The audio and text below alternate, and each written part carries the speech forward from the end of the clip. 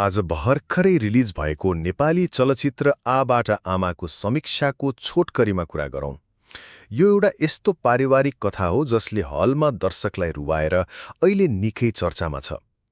ल त्यसो भए समीक्षाहरूले औल्याएका 3 मुख्य कुरा के रहेछन् त?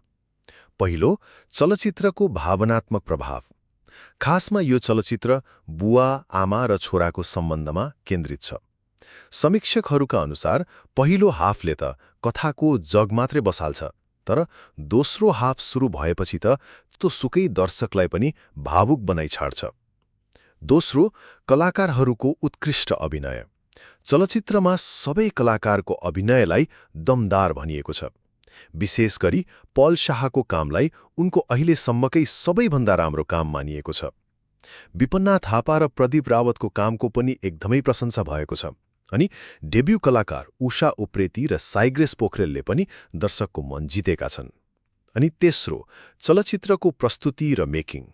कथा र अभिनयलाई यसको ब्याकग्राउन्ड म्युजिकले अझै जीवन्त बनाएको छ। चलचित्रलाई 5 मा 4.5 स्टारको रेटिङ दिएको छ, जसले यो कति राम्रो बनेको छ भन्ने देखाउँछ। छोटकरीमा भन्नुपर्दा आबाट आमा शक्तिशाली अभिनय र कथाले भरिएको एउटा यस्तो भावनात्मक चलचित्र हो जसले नेपाली सिनेमाको स्तरलाई साच्चीकै माथि उठाएको छ।